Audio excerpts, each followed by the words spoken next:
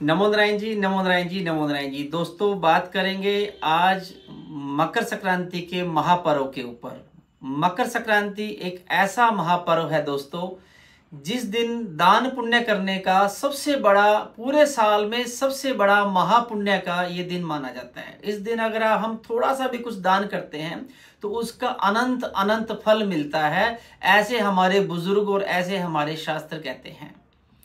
ये जो विशेष प्रकार से जो मकर संक्रांति का दिन ऐसा क्यों मनाते हैं, क्योंकि ज्योतिषीय गणना में सूर्य मकर राशि में प्रवेश करते हैं। मकर राशि किसकी होती है? शनिदेव जी की होती है। पिता पुत्र का संबंध है। तो यहाँ पर सूर्य जब मकर राशि के अंदर जाते हैं तो ये अपने आप में एक खुशी का पर्व मनाने का जैसा त्योहार होता है देवताओं में और ग्रहों में। और उसी के मुताबिक हम लोग ज्योतिषीय दृष्टिकोण से इसके अंदर दान पुण्य उपाय बताते हैं। जब सूर्य मकर राशि में आता है तो 12 राशियों के ऊपर अलग अलग असर पड़ता है। हर राशि के ऊपर तकरीबन 6 महीने का ये असर रहेगा। जैसे सूर्य एक राशि के अंदर लगभग 1 महीना रहते हैं, इस प्रकार से अब मकर राशि से निकल के फिर 1 महीना मकर में, फिर मकर के बाद कुंभ राशि में, फिर कुंभ के बाद मीन में, फिर मेष, फिर वृक्क, फिर मिथुन। तो जब मिथुन में जाएंगे तब ये 6 महीने कंप्लीट हो जाएंगे। तो मेरा कहने का भाव यहाँ पर यह है कि 6 महीने तक अब मैं आपको 12 राशियों में क्या क्या असर रहेगा वो बताने जा रहा हूँ। सबसे पहले दान पुण्य की बात कर लें। मकर राशि के दिन पतंग उड़ाना, आपको पता है राजस्थान में तो बहुत ज्यादा पतंग उड़ाई जाती है। देश के अलग अलग हिस्सों में अलग अलग तरीके से इस दिन कोई अलग अलग नाम से इस त्योहार को मनाते हैं। लेकिन मकर राशि का जब सूर्य आता है उस दिन से जब पौष की संक्रांति बोलते हैं, 12 प्रकार की संक्रांतियां होती हैं। 12 संक्रांति में सबसे बड़ी जो संक्रांति है वो क्या है? मकर संक्रांति है। मकर संक्रांति के अंदर अगर आपका जब सूर्य आता है तो सारे त्योहार, पूजा, सारे मतलब सारे काम शुरू हो जाते हैं इस दिन से।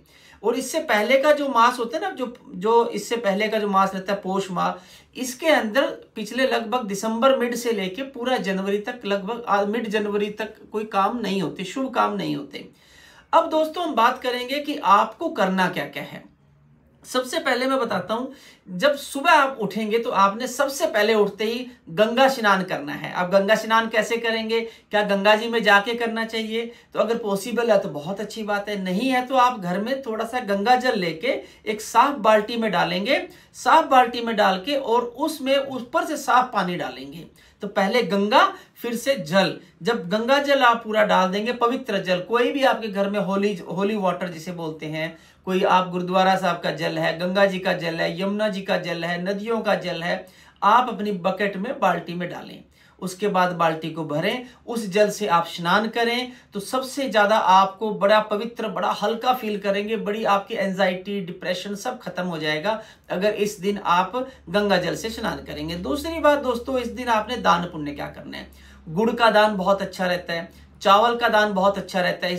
इस दिन ब्राह्मण अगर आपके घर में आकर खिचड़ी खा जाए तो सोने में सुहागा, उसे दान दक्षिणा दीजिए। आप घर में खिचड़ी खिलाएं, बुला करके साधु महात्मा आ जाएं, उनकी सेवा कर दीजिए।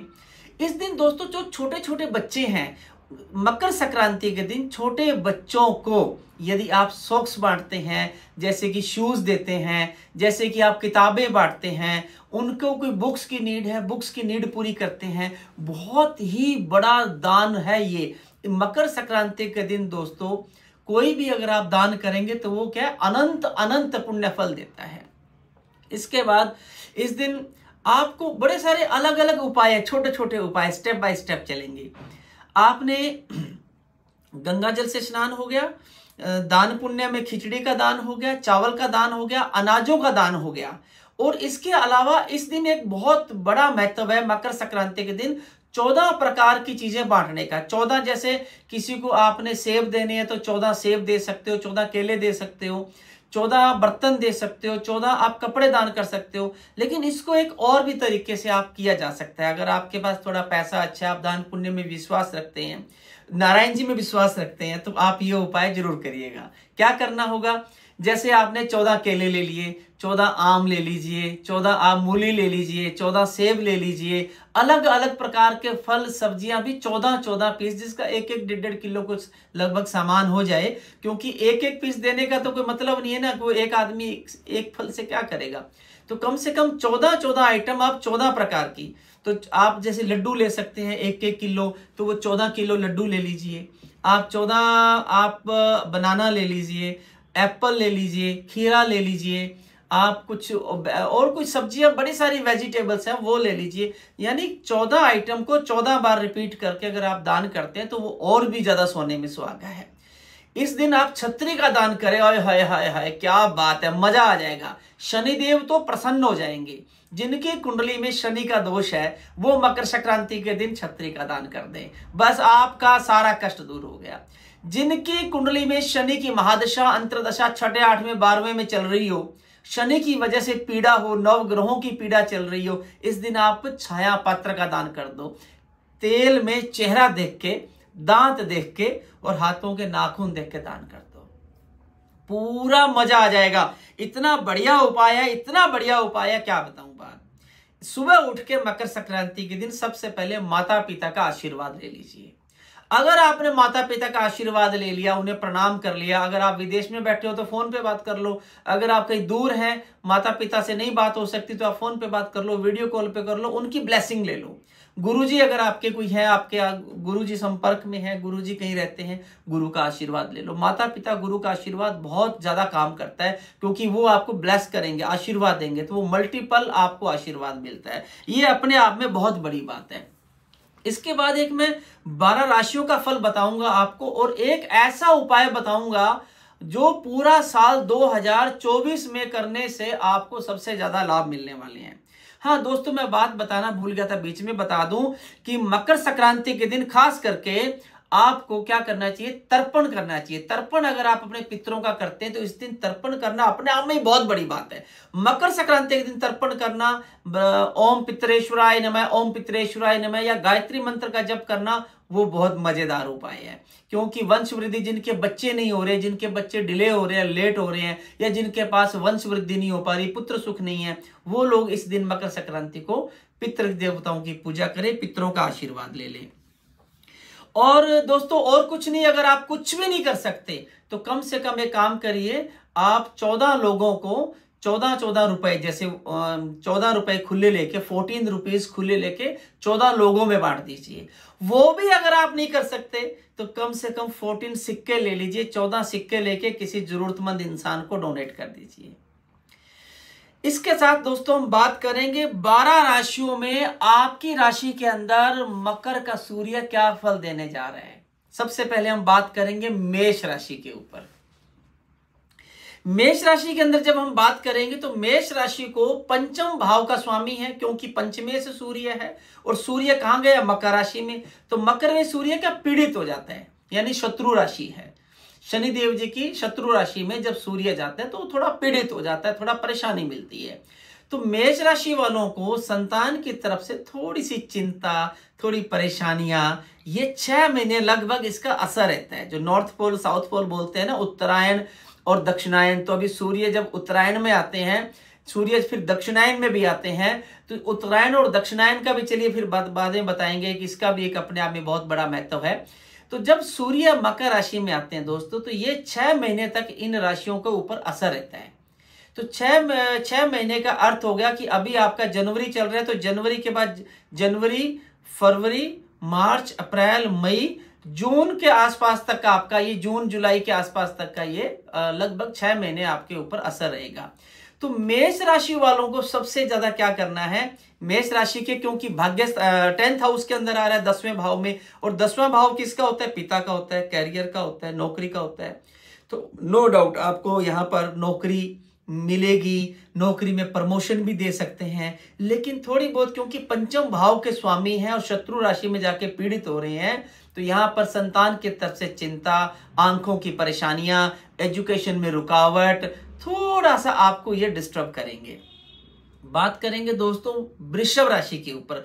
वृषभ राशि के अंदर अगर आप ध्यान से समझेंगे तो सूर्य मकर राशि में जा रहे हैं, और वृषभ राशि के अंदर सूर्य जब मकर में जाएंगे तो कहां पर? भाग्य भाव के अंदर।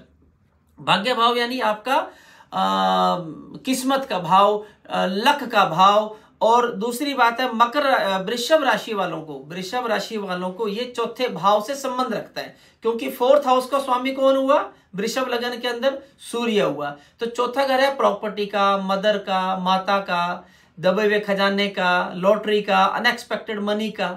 तो चौथे घर में जो शेयर मार्केट वाले लोग, जो शेयर मार्केट में काम करते हैं, जो वृषभ राशि वाले लोग, उन्हें थोड़ा सावधान रहना चाहिए।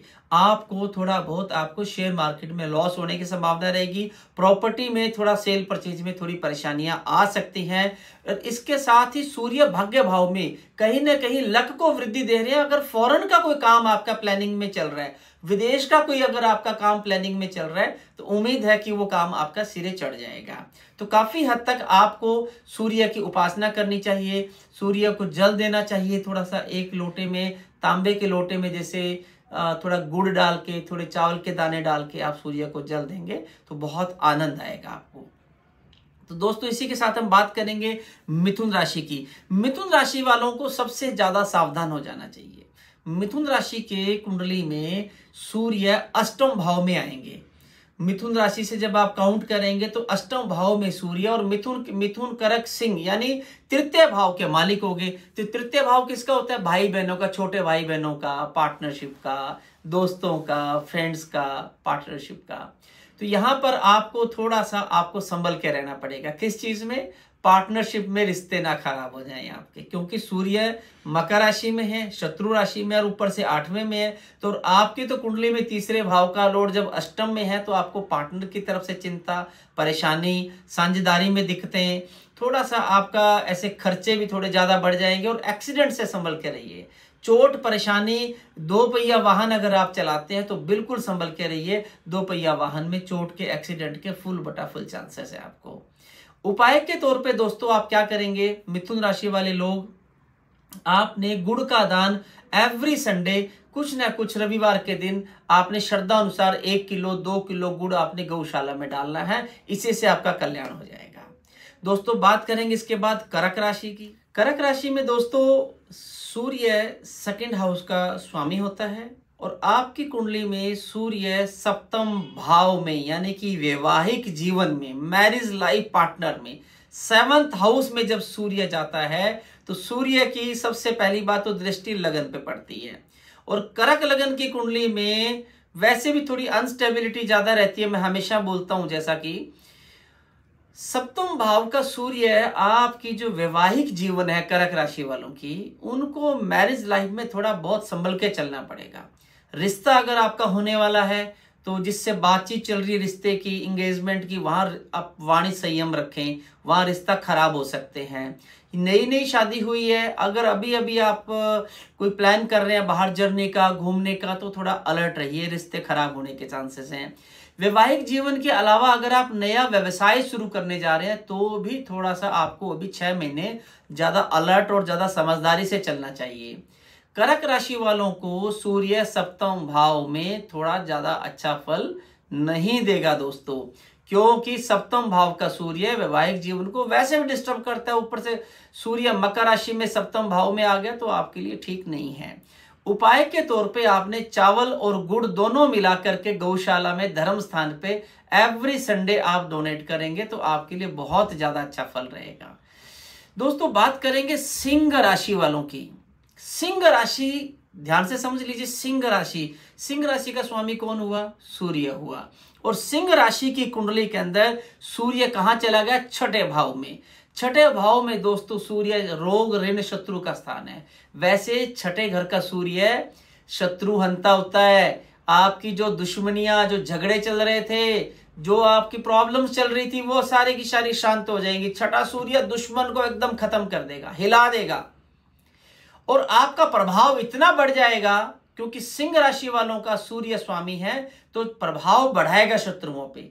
लेकिन दोस्तों आपका स्वास्थ्य है, आपका बीपी, आपको सिर दर्द, एंजाइटी, इवन माइग्रेन की प्रॉब्लम्स, क्योंकि लगन का कारक सूर्य 6ठे भाव में मकर राशि में जा रहा है। तो आपको क्या करना चाहिए, आपको उपाय के तौर पर गंगा जल से 40 दिन लगातार स्नान करें। एक बाल्टी में थोड़ा गंगा जल डालना है, गंगा जल डाल के उसमें ऊपर से आपने पानी भरना है, गर्म ठंडा जैसा आपको पसंद है। साफ होनी चाहिए बाल्टी, ऐसा नहीं कि किसी ने कुछ उसमें गंदा किया हो। साफ बाल्टी में गंगा जल डाल के रोज स्नान करिए 40 दिन तक। तो आपका, क्योंकि मेजर बात यह भी है कि आपका लग्नेश है, तो आपको एक्सीडेंटल से भी बचना चाहिए। और दूसरी बात है, पैसे का व्यवहार जब आप किसी को उधार देने वाले हैं तो आप थोड़ा 6 महीने के लिए सोच समझ के डील करें, या कागज पत्तर लेन देन बिल्कुल अच्छे से कर लीजिएगा। दोस्तों इसी के साथ हम बात करेंगे कन्या राशि की। कन्या राशि का स्वामी कौन है? लग्नेश। कन्या राशि का स्वामी हुआ बुध, और कन्या राशि के अंदर सूर्य कहां बैठे हुए हैं? पंचम भाव में आ गए हैं। और कन्या राशि के अंदर आप देखेंगे सूर्य 12वें घर के स्वामी है। 12वां घर किसका है? कोर्ट कचहरी, लिटिगेशन, झगड़े, इन सब चीजों का। तो लगभग 6 महीने कन्या राशि वालों को लिटिगेशन और कोर्ट कचहरी और झगड़े और किसी के साथ में ज्यादा विवाद करना अच्छा नहीं है आपके लिए। दूसरी बात, शांति से अपना काम करेंगे तो आप बहुत जंग जीत जाएंगे। अगर आप अपनी बात को प्राइवेट से आप पब्लिकली करेंगे तो आपको परेशानियां ज्यादा आएंगी। प्राइवेसी रखें, मन को शांत रखें। और पंचम भाव में यानी आपकी जो बच्चे हैं, आपकी जो संतान हैं, उनके विदेश जाने के चांसेस हैं। थोड़ा बहुत आपके बच्चों की तरफ से भी आपको टेंशनें मिल सकती हैं। इसके लिए उपाय, वैसे पंचम भाव लव का भी होता है, आपकी नया रिश्ता जुड़ रहा है किसी से, आपका डिसीजन मेकिंग का भी होता है, आपका संतान एजुकेशन का भी होता है। जो विद्यार्थी हैं उनकी एजुकेशन में भी थोड़ी प्रॉब्लम्स दे सकते हैं, क्योंकि सूर्य मकर राशि में, शत्रु राशि में पीड़ित है यहाँ पे, और कहाँ है? पंचम भाव में है। तो कन्या राशि वालों के लिए जो उपाय मैं बताऊंगा, 5 किलो गुड़ हर महीने यदि आप श्रद्धा है तो आप जरूर जरूर गौशाला में दान करके आए। इसके अलावा पंचम भाव में जब शनि है, सूर्य है, शत्रु से पीड़ित हैं, तो आप क्या करेंगे? गुड़ का दान गौशाला में एवरी संडे डोनेट करेंगे श्रद्धा अनुसार, तो भी आपको और ज्यादा अच्छा फल मिलेगा।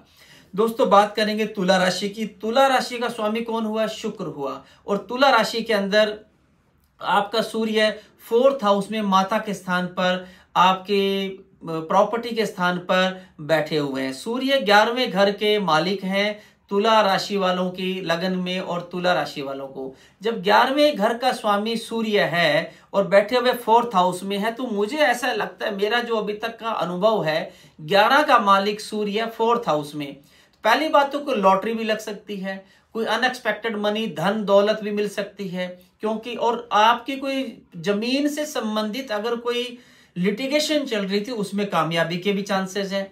तो एक तरफ तो सूर्य 11वें घर के मालिक होकर लाभ देने वाले हैं आपको बड़ा, लेकिन इधर सूर्य पीड़ित है, 4थे घर में बैठे हुए हैं, तो यानी आपको 4थे घर के जो फल है उनमें डिस्टर्बेंस आएगी। तो 4थे भाव का फल यानी आपको थोड़ा सा माता के स्वास्थ्य का ध्यान रखना चाहिए। लंबी जर्नी अगर आप करने वाले हैं तो थोड़ा सा आपको सावधान रहना चाहिए। अगर आप विदेश यात्रा करने की प्लानिंग चल रही है तो थोड़ा सा 6 महीने के लिए पोस्टपोन कर दीजिए, ज्यादा अच्छा रहेगा। उपाय के तौर पे आपने सबसे पहले बड़ों का आशीर्वाद लेना है। बड़ों के आशीर्वाद के साथ साथ तुला राशि वालों को सफेद वस्तुएं गरीब लोगों में, जरूरतमंद में डोनेट करनी है। दोस्तों बात करेंगे वृश्चिक राशि की। वृश्चिक राशि वाले जो लोग हैं इनका स्वामी मंगल होता है, और वृश्चिक राशि वालों की कुंडली में सूर्य जो है वो 10th भाव के मालिक हैं। 10th भाव बिजनेस, कारोबार, पिता, 10th हाउस के लॉर्ड है। तो 10th हाउस का स्वामी सूर्य आपकी कुंडली में 3रे घर में बैठे हुए हैं। तो 3रा घर किसका है? भाई बहनों का है, पार्टनर्स का है। तो यहां पर थोड़ा सा आपको पार्टनर के साथ में भी अपनी समझदारी रखनी है। और वैसे 10वें घर का फल भी थोड़ा डिस्टर्ब होगा। सूर्य जब पीड़ित होता है, ज्यादातर लोगों को, कुछ राशियों को छोड़ के ज्यादातर लोगों को परेशानियां मिलती हैं। तो यहां पर एक बात बता दें कि आपको पार्टनरशिप करने से बचनी है। नई पार्टनरशिप, नया ज्वाइंट वेंचर करने जा रहे हैं, नया कोई आप ज्वाइंट वेंचर कर रहे हैं किसी ग्रुप के साथ, किसी बड़ी एमएनसी के साथ, कोई विदेश में किसी के साथ जुड़ाव करने जा रहे हैं, कोई नए एग्रीमेंट करने जा रहे हैं, तो आप सोच समझ के चलिए।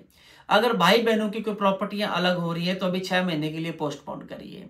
11वें घर के लॉर्ड हैं तो आप अपनी इनकम को बढ़ाने पे मेहनत करिए, रोजाना सूर्य को जल दें और ओम सूर्याय नमः का आप बीज मंत्र का जाप करें, या ओम गृहिणी सूर्याय नमः का भी जाप करेंगे तो भी बहुत अच्छा रहेगा। दोस्तों बात करेंगे धनु राशि की। धनु राशि का स्वामी गुरु है और धनु राशि के अंदर सूर्य अगर आपके धनु लगन से देखेंगे तो सेकंड हाउस में बैठे हुए हैं, भाग्य भाव के मालिक हैं। भाग्य भाव, लक हाउस, फॉरेन ट्रेवल कीजिए, ईयर बहुत अच्छा है, फॉरेन के लिए आप प्लानिंग कर सकते हैं। सेकंड हाउस में सूर्य है तो थोड़ा सा पैसे का लेन देन सोच समझ के करें। आंखों का दर्द, सिर दर्द, माइग्रेन की परेशानियां आपको आ सकती हैं, लेकिन इस साल आपको संतान से संबंधित गुड न्यूज मिलने के भी चांसेस हैं ये 6 महीने। क्योंकि मैं बताता हूं हमेशा कि सूर्य हमेशा जब भी मकर राशि में आता है तो 6 महीने उत्तरायण और दक्षिणायन की वजह से 6 महीने तक सूर्य का असर रहेगा, नॉर्थ पोल साउथ पोल की वजह से। तो आपको यहाँ पर संतान की तरफ से कुछ कामयाबी, कुछ खुशियां भी मिलेंगी और आपका फॉरेन से संबंधित कोई प्लानिंग कर रहे हैं तो उसमें बहुत अच्छा रहेगा।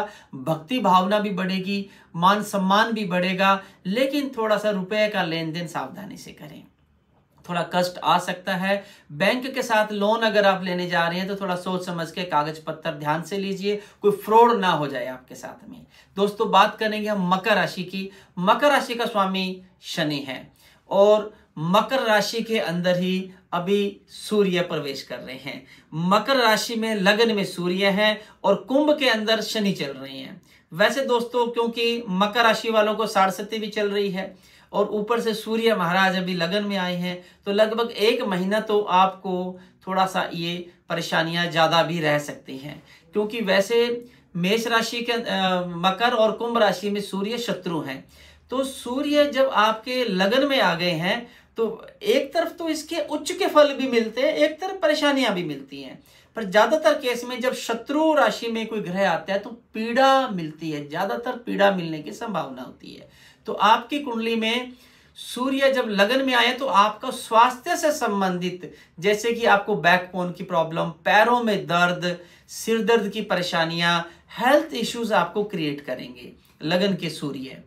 इसके अलावा आपको वाणी दोष रहेगा। वाणी दोष का अर्थ समझते हैं? वाणी दोष होना, किसी के साथ में आपका व्यवहार गलत हो जाना, और ऊपर से आपकी राशि के अंदर मकर राशि में सूर्य अष्टम के कारक है तो एक्सीडेंटल जोन आपका पक्का है। तो आपको बहुत ही संभल के चलना पड़ेगा। लगभग 6 महीने आपको एक्सीडेंट से, चोट से, बीमारियों से सावधान रहे। और दान पुण्य के तौर पे आपने तांबे के लोटे में गेहूं भर के और गुड़ रख के साथ में मंदिर में दान करना है। और ये आपने कम से कम हर महीने 1 बार जरूर दान करना है, संडे के दिन करना है। बात करेंगे दोस्तों कुंभ राशि की। कुंभ राशि का स्वामी कौन हुआ? शनि हुआ। और कुंभ राशि के अंदर आप ध्यान से समझेंगे तो सूर्य 12वें घर में मकर राशि में आए हैं। और वैसे कुंभ राशि में क्या है, शनि चल रहे हैं अभी 2.5 साल से। तो यहां पर अगर हम देखने जाएं तो सूर्य का 12वें घर में, कुंभ राशि वालों को 12वें घर का सूर्य है, कहीं ना कहीं कुंभ राशि को पत्नी से संबंधित पीड़ा का थोड़ा कारण बन सकता है। सप्तमेश कुंभ राशि में कुंभ, मकर, कुंभ, मीन, मेष, वृष, मिथुन, कर्क, सिंह। यस, बिल्कुल आपको पत्नी का स्वास्थ्य में सावधानी रखें। और आपको ससुराल से संबंधित जो आपके साले साहब हैं, ससुर जी हैं, उनकी तरफ से भी थोड़ी चिंता परेशानियां मिल सकती हैं। थोड़ा सा आपको शेयर मार्केट के काम करते हैं तो पैसा डूबने का बहुत ज्यादा चांसेस है, कोई बड़ा लॉस ना हो जाए। कंस्ट्रक्शन का अगर आप काम करते हैं तो भी समझ के चलें, ध्यान से चलें। आपको यहाँ पर भी कोर्ट कचहरी लिटिगेशन का सामना करना पड़ सकता है। उपाय के तौर पे हर शनिवार छाया पात्र का दान करें। स्टील की कटोरी में तेल भर के, चेहरा देख के, दांत देख के, हाथों के नील्स देख के आप छाया पात्र का दान करेंगे तो आपके लिए अच्छा रहेगा। तो दोस्तों इसी के साथ हम बात करेंगे मीन राशि की। मीन राशि का स्वामी हुआ गुरु बृहस्पति और मीन राशि वालों की कुंडली में 6ठे घर का स्वामी है सूर्य और 11वें घर में सूर्य आए हैं। यानी जो आपने धन जोड़ के रखा हुआ था, जो बैंक में पैसा जोड़ा हुआ था, उसमें कोई फ्रॉड ना हो जाए, कोई आपके साथ ऑनलाइन चीटिंग ना हो जाए, कोई आपका जो बड़ा भाई है या परिवार के अंदर जो कजन ब्रदर है, बड़े भाई है, उनसे कोई प्रॉपर्टी का बंटवारा होता है तो अभी 6 महीने के लिए पोस्टपोन करिए, नहीं तो आपके साथ धोखा या धक्का होने के चांसेस ज्यादा रहेंगे। दूसरी बात, सूर्य 11वें घर में है, मकर राशि में है, तो 11वें घर में वैसे तो सभी ग्रह अच्छा ही फल देते हैं, तो ये भी एक बात है कहीं ना कहीं कि आपको कहीं से कोई रुका हुआ धन मिल सकता है, या पुराना पैसा आपका डूबा हुआ था उसमें अगर आप कोशिश करेंगे तो वो भी रुपया आने के भी चांसेस हैं। तो दोस्तों इसी के साथ ही इस पूरे कार्यक्रम को समाप्त करते हैं और जल्दी ही मिलते हैं दूसरी नई वीडियो में। तब तक आप चैनल को सब्सक्राइब कर लीजिए और लाइक जरूर करिएगा और जुड़े रहिए नारायण जी के साथ में। और नारायण जी को आप गूगल पर, फेसबुक पर, इंस्टा पर और यूट्यूब पर आप नारायण एस्ट्रो इंडिया के नाम से आप हमें फॉलो कर सकते हैं। आज्ञा दीजिए। नमो नारायण जी, नमो नारायण जी, नमो नारायण जी।